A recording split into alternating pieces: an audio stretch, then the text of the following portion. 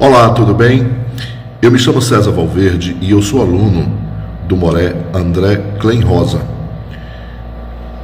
Moré Klenrosa me prestou um serviço fantástico como meu professor e meu orientador.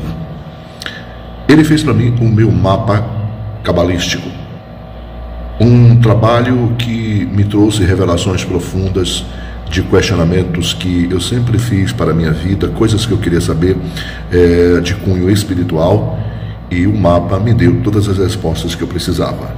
Se você tem interesse em saber que lugar você ocupa dentro do reino de Deus, se você quer conhecer Deus um pouco melhor e se você quer ter um autoconhecimento do que você representa para Hashem aqui na Terra, por que você veio, por que você está aqui, eu sugiro que você também procure o Moré André Klenrosa e faça o seu mapa cabalístico.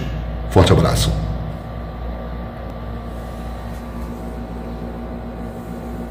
(16 e 16, 16 mais 16, 32 caminhos de Torá, não é? Pois bem, agora a gente vai para o item 69. Qual é o significado de ouvir a tua fama e temer, ó Adonai? Faz viver a tua obra no meio dos anos. Por que diz o versículo temi depois de ouvir a tua fama? E não depois do ano ou no meio dos anos.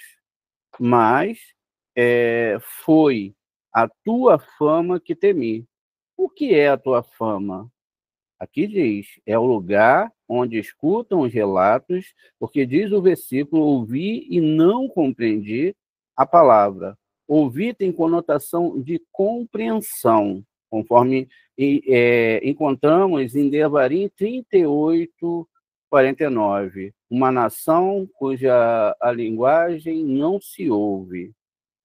Vamos à explicação aqui, através do rabino Aryeh Kaplan. Aqui está claramente evidente que a audição no nível de Biná, compreensão, conceito que já vimos introduzido. Vamos ver aqui no slide nosso, que a gente já estudou bastante, né? A gente sempre vai para ele. Pois bem, então, vamos aqui, para a gente não esquecer, ver o que está falando ali, ouvir, né? Ele está falando de Biná, por isso que está falando ouvir. Por que fala isso? Se fala isso por causa da construção do próprio sistema da Torá e de toda a Cabala em cima do corpo humano. Tem uma hora que fala da face, etc. E a gente está repetindo aqui para vocês entenderem um texto lá. Veja, a questão de ouvir está aqui, ó, exatamente no ouvido.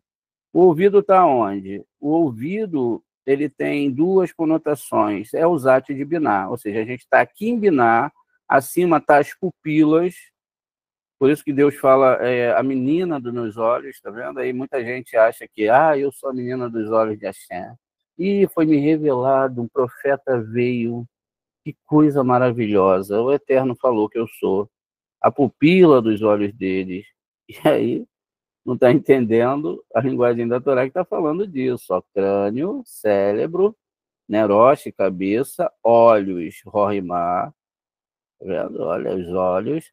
A menina dos olhos, a pupila está aqui, ó, não tem nada a ver, absoluta nada, mas a pessoa vê lá, né, a menina dos olhos, eu sou a menina dos olhos, ela acha que é. E aí aqui nos Atos de Biná, que são as 6 sefirotes, inferiores, onde começam as 22 letras hebraicas, porque temos 22 letras hebraicas aqui, que são diferentes das 22 letras hebraicas aqui de Zerampim, que são diferentes das 22 letras hebraicas de Malhut, quando ultrapassamos a árvore do bem e do mal.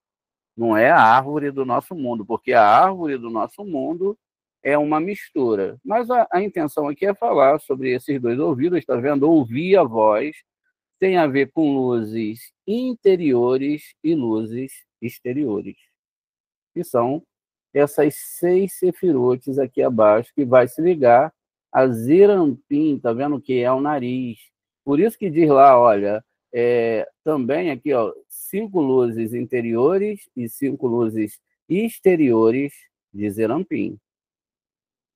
Veja, aqui é uma construção que nada tem a ver com o que as pessoas imaginam. Por isso que às vezes Deus falou, Deus ouviu, o cheiro do pecado não chegou ainda.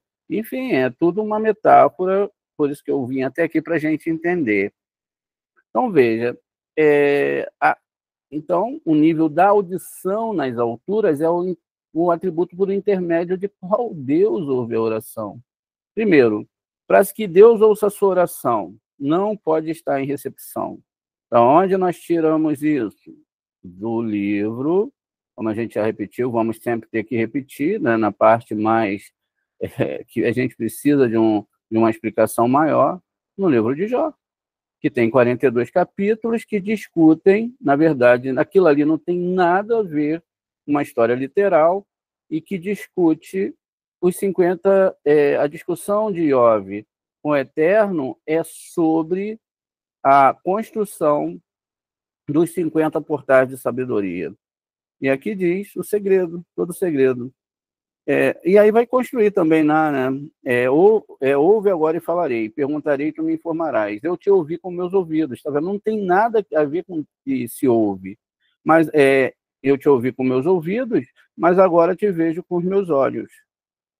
Então, ele subiu do fator lá do ouvido e chegou ao nível dos olhos.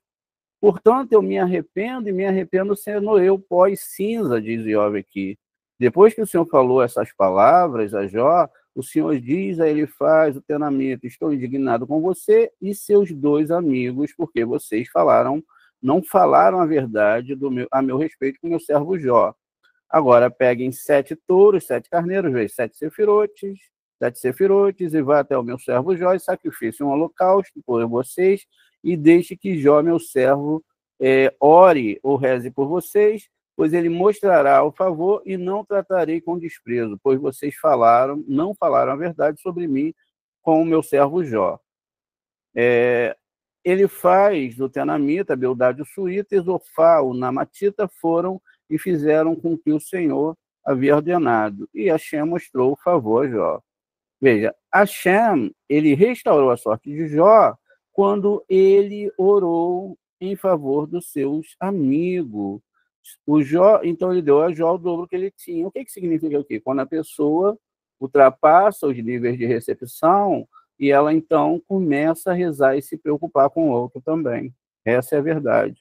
Ela mesmo, na verdade, na Cabala é proibido nós pedirmos qualquer coisa para nós mesmos, a não ser elevação espiritual. Então, a gente sabe que a reza em prol do outro é que vai abrir a porta para as nossas curas. Por quê? Aqui está falando isso porque aqui você chegou em doação, está no mesmo nível do Eterno. Foi o que aconteceu também com as reencarnações de Moshe. Ele vem como Abel e é morto por Caim, depois ele reencarna como Noa, e aí quando ele encarna como Noa, o Eterno fala, olha, construa uma arca, e aí eu vou salvar você e sua família. Ele não se preocupou com o resto da humanidade. Na paraxá passada, que fala sobre o bezerro de ouro, a gente tem que começar a estudar também um pouco da paraxá essa semana, que Ketsei, aí já vamos fazer um apanhado sobre tudo, as últimas paraxás que não estudamos. Quando Moshe vai subir para pegar a tábua onde ela foi quebrada, o povo comete o pecado de idolatria. E logo Deus fala, olha, eu vou destruir todo mundo e vou fazer uma nação através de você. Aí a gente pensa assim, poxa, Deus é duro, né? Vai matar todo mundo. Então Moshe, que também é uma parte da divindade, é bonzinho, e Deus assim, né? Ele que reza, ele que conversa, na verdade, não. Na verdade, aquilo ali é a história de reencarnação de Noa, que lá atrás tinha deixado a humanidade toda morrer, entre aspas. Aí aqui agora Deus pergunta a ele, e ele fala assim, olha, risca o meu nome do teu livro, mas não destrua esse povo, porque as pessoas vão achar que o Senhor é um Deus ruim, que o Senhor tirou as pessoas lá do Egito, trouxe para esse deserto para matá-las. Veja que aí quem olha o texto, não entende, vai pensar logo o quê? Não é? Mas era o teste para a vida de Moshe, na história, mais a nível peixe. E aí é quando ele desce, ele acaba quebrando a Torá, e a gente pensa, pô, a Torá é uma coisa sagrada, ainda mais no nível que estava, como que Moshe poderia quebrar a Torá? Era uma ketubá com a humanidade.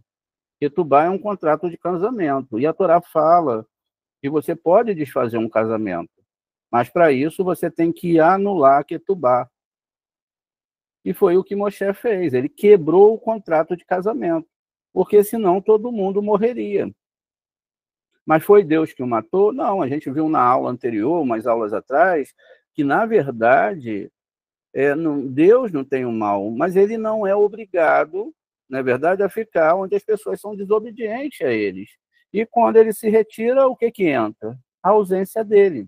Então, as trevas é a ausência de luz. Então, quem criou isso foi o próprio homem, não foi o Eterno.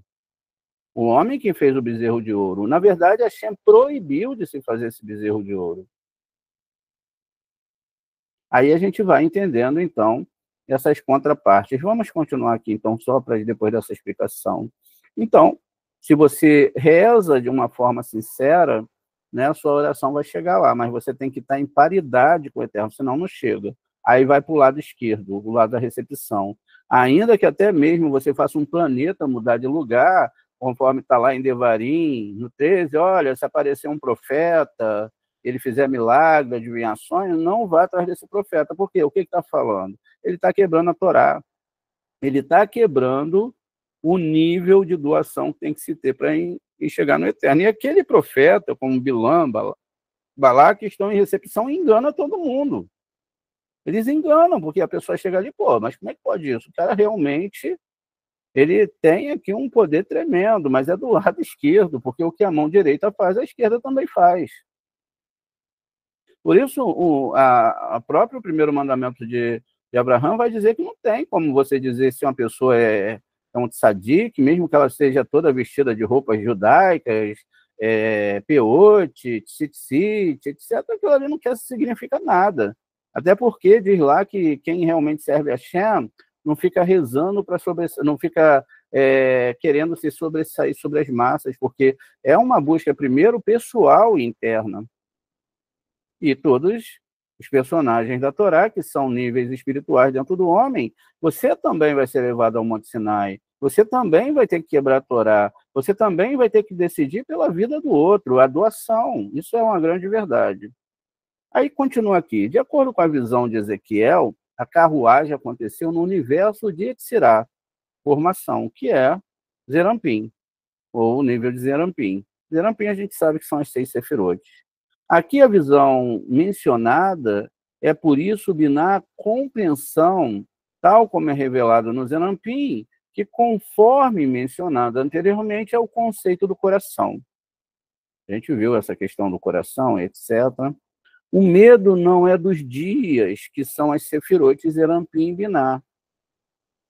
Compreensão. Veja, aqui no meio, né, quando a gente começou a falar sobre a audição, no anterior, aqui a gente falou sobre o meio dos anos, etc.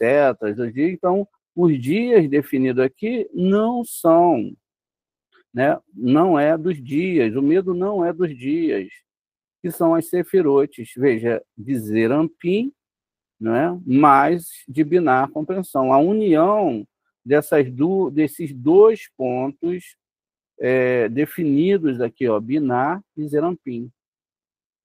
Não existe.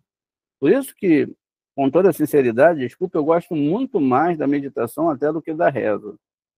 Porque na meditação você fala com a alma, você vai para o mundo espiritual. Você não. Qual é o segredo da reza, da meditação? Chegar ao nada. Porque é a partir do nada que Deus pode criar alguma coisa, porque tudo já está criado. Então, mesmo as pessoas que não têm mais uma possibilidade de salvação, que tenham errado muito, eles podem chegar ao nada e se arrepender, e aí Deus dá de novo um quadro todo em branco para a pessoa começar a reescrever a história. E isso é muito bonito. Pois bem, então a gente continua aqui agora, eu acho que deu para compreender, vai guardando que depois o Moré vai perguntar. Veja, por que disse ele temi? Porque o ouvido se assemelha à letra Aleph. Aleph é a primeira de todas as letras. Além disso, Aleph faz com que todas as letras se preservem. Aleph se assemelha ao cérebro. Quando mencionado, Aleph abre a boca, o mesmo é verdadeiro do pensamento, quando estende seus pensamentos ao infinito e ao ilimitado. E realmente, se a gente faz uma autópsia da letra, não é? Aleph, vamos aqui botar uma letra Aleph, ela tem similaridades, né? Existem compostos criados aqui dentro da letra que vai mostrar para a gente essa composição da letra Aleph aqui. A letra Aleph. Vamos, então, fazer uma autópsia na letra. Vamos pegar aqui um bisturi, vamos cortar a parte de cima, que é um iude. Então, separamos um iude. Separamos ela dessa parte central, que é a letra Vav. E a autópsia vai sendo feita, ó, na letra Aleph, e o outro iude também é cortado, e ele é a parte de baixo, é o iude de cabeça para baixo. Essa é uma das formas de escrever a letra Aleph. Todos estão conseguindo entender aqui, olha, a letra Aleph, a gente fez uma autópsia aqui na letra Aleph, e aí vocês podem ver aí a letra A, né? A letra construída. Deixa eu só aumentar um pouquinho aqui o texto para ficar... Ops, não é aumentar, né? Então, agora saiu tudo do lugar. Tá vendo? Tudo bem, não faz mal. Veja, então, a letra Aleph, que a gente fez, olha, a gente fez uma autópsia, a letra Aleph. Agora vamos definir por que ela é chamada de cérebro esquerdo, né? Por quê? De cérebro, porque, veja, é a formatação do cérebro, exatamente, e é também, né, a construção aqui, olha, das partes cerebrais do ser humano. Ops, ficou muito grande, né? Vamos diminuir aqui, ó. Tá vendo aqui, ó? Olha lá. Ao mesmo tempo que ela é essa formatação, ó, tá vendo? Lado direito e lado esquerdo, que é onde a gente tem aquela, não é? Lembra da construção? Até o Vav tem um lado esquerdo, ó. Desejo, todo mundo que é do lado esquerdo né, o cérebro de Caim. E a junção do cérebro direito com o cérebro esquerdo é o que leva à construção dessa árvore que nós estamos vendo aqui. Olha, a árvore sefirótica, ela é formatada em cima do cérebro, olha. Aí esse cérebro vai ser sempre em cima da árvore sefirótica, porque é o que você estuda, é o que você entende, e aí outras vezes vão ser metaforizados como o quê? A árvore sefirótica, o cérebro, o Aleph, vão ser metaforizados justamente pela questão, às vezes, veja só que coisa incrível, na Torá, como...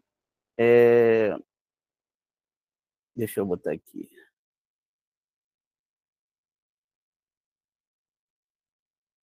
Pata de boi, né? Muitas vezes eu botei pata de boi e apareceu pata de vaca aqui, ó. Ele é cortado, tá vendo? Ó, no meio, lá do cérebro direito e cérebro esquerdo. Então, quando fala que você tem que comer animais com pata fendida, está falando da árvore sefirótica, não está nada falando de quem vai comer isso ou aquilo. Tá vendo? Vamos pegar esse aqui já está até um copinho aqui para gente, olha que legal. Então, veja, deixa eu ver se eu consigo copiar, não dá. Mas aí vocês já estão entendendo, tá vendo? A pata está fendida. Por que isso é falado? Porque a gente não pode misturar o lado direito com o lado esquerdo. O lado direito é também leite, o lado esquerdo é carne, morte. Não pode misturar leite com carne. Mas a gente tem que entender que o leite é o sangue que se transforma na teta feminina e o sangue se transforma em leite. Então, veja, essas são as metáforas que as pessoas não entendem, querem levar no literal. E o porco, Moé, eu posso comer? Se você quiser, senão não precisa, mas não tem problema nenhum. A Torá nunca falou sobre não comer porco. Ela falou assim, comerás o animal ruminante. Né? O animal ruminante. Por quê? Porque é os 4 níveis de estudo da Torá. A quem não estuda os 4 níveis, não estuda a profundidade da Torá, como a gente está trazendo para vocês, está comendo comida não kosher. Me desculpe, pode estudar com rabino esse ou aquele, etc. Não está comendo comida kosher. Não está mastigando. Por quê? A gente acabou de falar que a Torá, no nível que está escrito, é um livro pobre, cheio de erros. E aí qualquer um ateu chega e lá está falando que Deus não se arrepende, mas não é homem para se arrepender, mas se arrependeu. Olha, lá existem erros cronológicos, não existe referências que o mar vermelho na história foi aberto, isso é mentira, nunca aconteceu isso. Moshe nunca existiu, eu sei de tudo isso. E todo mundo que estuda a Torá sabe disso. Ah, não tem sábado, porque o mundo foi criado há 4,5 bilhões de anos atrás. Eu também sei disso. E é por isso que a Cabala ela se torna invisível, porque a Cabala, a Torá, ela não é um sistema de dieta, nunca foi e nunca será, porque nós mesmos dividimos com os porcos 98% do nosso DNA. Hoje já se faz transplantes de porco para o ser humano. Respiramos 90% do nosso ar, abrimos a janelinha ali, vemos aquele monte de poeirinha, pele humana, e se a pele humana temos 98% de DNA com porco, nós, de certa forma, comemos o porco, né? Inclusive, existia um canibal lá na Alemanha, se não me falha a memória, que ele queria comer um ser humano, mas ele queria uma pessoa que queria ser comida. E aí ele chama um cara, o cara tinha problemas psicológicos também, e ele vai lá e começa a cortar o cara, e os dois começam a comer a carne do próprio cara, e ele fala que o gosto da carne humana é a carne de porco. É isso, você tem gosto de carne de porco. E qual é o sentido de você comer um animal que é caché, que você nunca vai ser caché? Vê aí se sua pata é fendida. Vê aí se você tem 4 estômagos. Não tem nenhum sentido isso. Haja visto que quando a comida entra no estômago de cada um, os nutrientes são tirados e o resto é descartado. Haja visto que comer carne de porco é muito mais saudável do que comer carne de vaca. E comer porco também é uma carne fria, não é uma carne quente. O nosso estômago processa rapidinho. A carne de boi fica ali, dizem que é 3 dias para se desfazer. Veja, por quê? As pessoas não querem entender a Torá. Elas querem entender que não é para misturar carne com leite, mas lá nem está proibido isso. Falar lá, não misturarás a cabra, o filhote de cabra, com o leite da sua mãe. É o que está escrito lá. Então, teriam que ser uma mãe, se fosse levar no literal, e um filhote. Mas aí já criaram a religião, tem que ter uma geladeira só para carne, uma geladeira só para leite, talher só para carne, só para leite. Também não pode comer leite com carne de frango. Os 2 animais são totalmente diferentes, não cabe dentro da lógica. E outro problema, quando vai se comer o peixe, tem um problemão, porque eu nunca vi ninguém pegar o peixe no mar, cortar a cabeça e fazer o abate do peixe. Ele morre sufocado. E outra coisa, as pessoas não tiram o sangue do peixe. Não, estou falando mentira? Se eu estiver falando mentira, pode falar, não, Moré, você é um mentiroso. Não, eu sei o que eu estou falando. Então para de comer. Aí o principal prato do Cacheruti é peixe. Né? E aí o peixe pode comer sufocado. Ué, mas não está escrito para não comer a carne sufocada? Fica um monte de complicações aí. Tá vendo? A Torá não é isso que as pessoas imaginam, não, gente. Tudo bem, vamos seguir aqui então. A gente acabou até indo um pouquinho além, né? Então vamos lá, vamos voltar aqui. A gente fez o Aleph, foi falar de cérebro, entrou na pata fendida, que é a árvore sefirótica, que é o cérebro, o entendimento, e etc. Depois entramos na questão do porco, que fala que não vai comer a porco, os outros animais também, tudo tem uma explicação, mas a conexão é não comerás, não é um animal não ruminante. O que está dizendo aí? Está falando para você ruminar a Torá, comer a Torá, mastigar. A Torá é pobre. Ela é pobre, ela tem que ser lida em hebraico. Os segredos que nossos sábios estão falando aqui para nós. Muito bem. E aí continua, né? A letra Aleph é o cérebro. Quando mencionar Aleph abre a boca, o mesmo é verdadeiro do pensamento. Quando se estende seus pensamentos ao infinito e ao limitado. Todas as letras emanam do Aleph. Não vemos que ele vem primeiro, então, portanto, está escrito em Miqueias 2,13. Deus, Adonai, estava diante deles.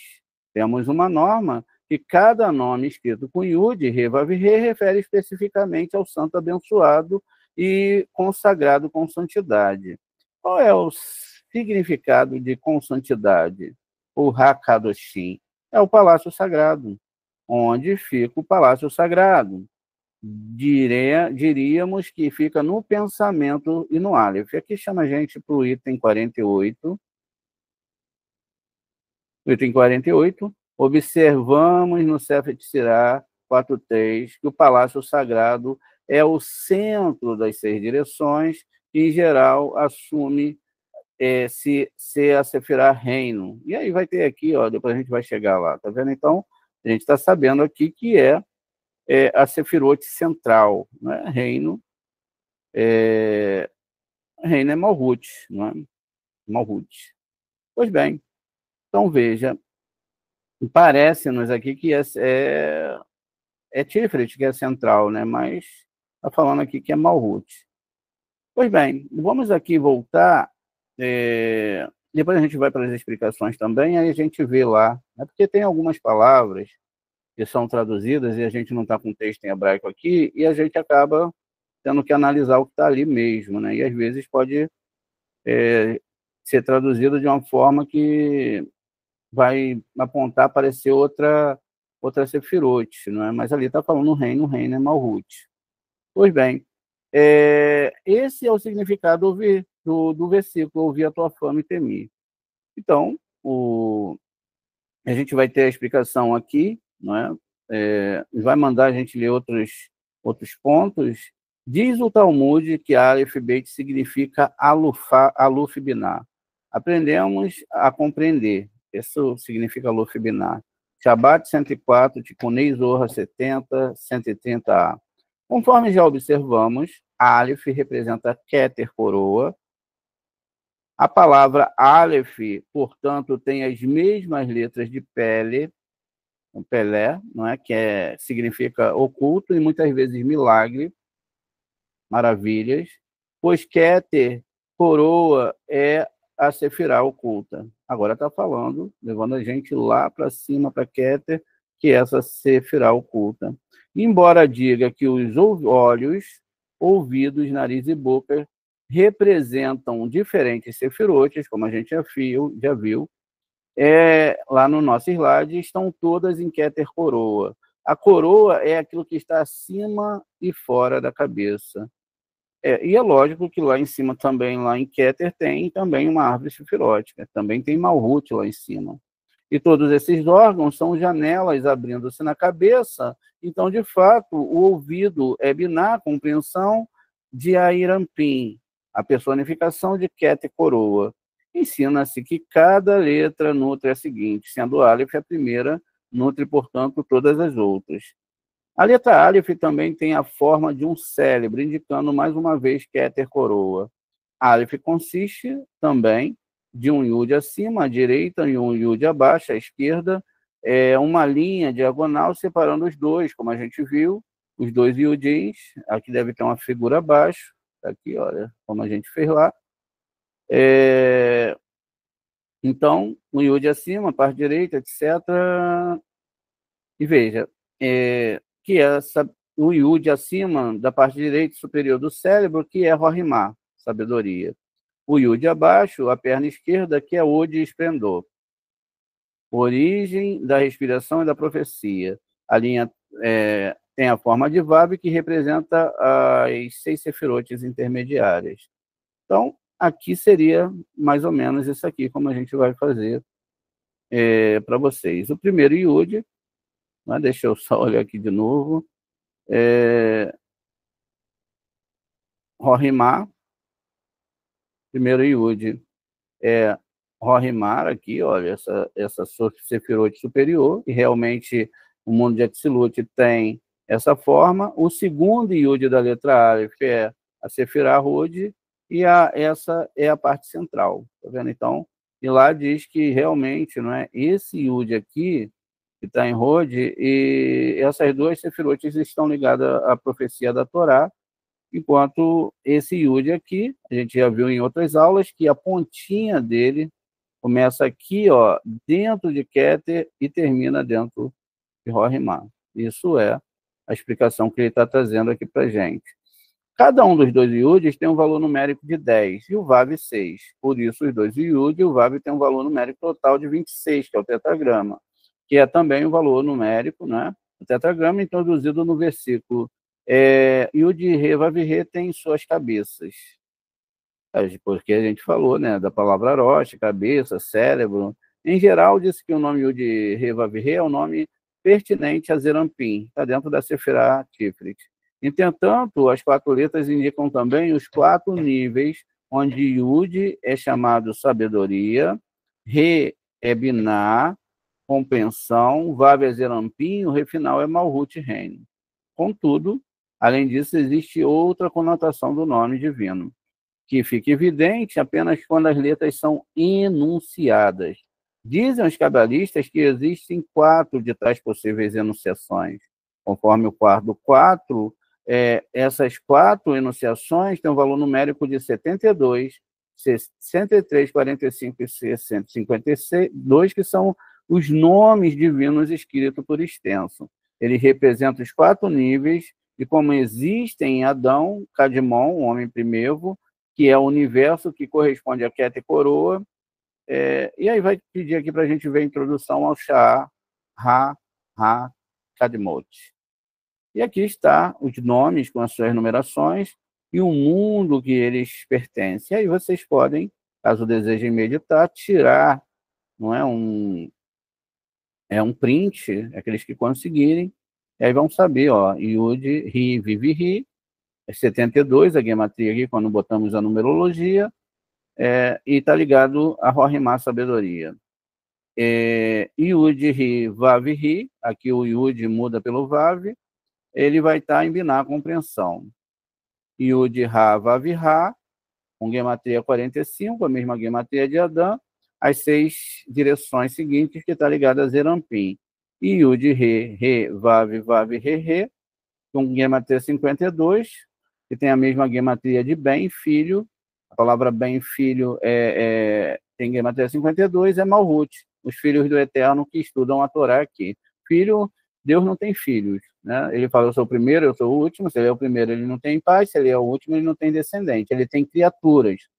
Então, quando fala que é filho, são filhos ideológicos, filhos que estudam a Torá, lutam pela verdade da Torá, e estuda os segredos cabalísticos da Torá. Isso é ser filho. Acorda de madrugada, todo dia está rezando, todo dia está buscando melhorar, e lá de cima tudo, lembra que a gente vê hoje? Tem 2 olhos que tudo vê, 2 ouvidos que tudo escuta, e está tudo sendo gravado. O nome aqui, usado, é formado de tal maneira a somar 45. Aqui ele está falando desse nome aqui, das 6 sefirotes, que é o assunto que nós estamos falando. E vai corresponder aos 6 sefirotes em Rampim, conforme estão refletidos em Adão Kadmon. embora as sefirotes e personificações estejam no universo de Atzilut. Esse é o mundo superior, que envolve Keter e Rohimá, não é? Proximidade, que está abaixo de Adão Kadmon. Elas têm também as contrapartes em Adão Kadmon, as quais são refletidas pelas enunciações do tetragrama. Deve-se notar que esse Adão Kadmon, ele está acima, não é, das sefirotes. Ele não está ainda no nível das sefirotes, ele está acima, ainda é um mundo elevadíssimo, não é? E aqui a gente tem uma tabela, veja, deixa eu ver se eu tenho essa informação aqui. Olha, aqui a gente tem Keter e o mundo de Adão Kadmon. Veja, aí sim, tá vendo? Aqui tem esse mundo todinho onde estão os nomes divinos, tá vendo? Tem Gálgata, AB, que é o nome com gematria de 72, o Sag com gematria de 63, o Má com gematria de 45, o Bom com gematria de 52, que é o nome Bem. Esse é o primeiro mundo. Aqui acima desse mundo, Adão Kadmon, está o Criador. Depois é que começam os mundos das Sefirotes. O segundo mundo aqui é Atzilut, que é o que nós estudamos bastante. O terceiro mundo já é Briá, que é Biná. O quarto mundo é Etzirá, que é o mundo das 6 Sefirotes. E o quinto mundo é Asiá, que é o mundo acima do nosso mundo, quando as pessoas conseguem passar pelo Ner Darkik. E quando a gente faz a história lá do Ner Darkik, a pequena vela, as pessoas pensam, só os demônios não, todos os desejos impróprios à Torá, tudo que você faz que não é impróprio da Torá não passa dali para a vida superior e nem para o Olam Rabá, essa é a verdade. Pronto, falei, né? Pois bem, então, continua aqui. A gente viu aqui, não é, o nome que é o homem divino, por isso 45 também é o valor de Adão, palavra hebraica para o homem, também o santo abençoado, conforme já observamos, vê o item 62 aqui. Dizem que, em geral, que o palácio sagrado é Malhut Reino, como realmente a gente viu acima. CF será 4.3. Entretanto, de fato, a confluência de Ket e Coroa, Rohimá, sabedoria, Biná, compreensão e Malhut Reino, mas é expresso principalmente em Malhut Reino. Tudo isso que foi criado, todos os mundos espirituais, foi criado para nós pelo Eterno. Então, tudo isso que existe, muitas coisas que a gente nem sabe, né, não estuda, não entende, né, e foi criado para nós.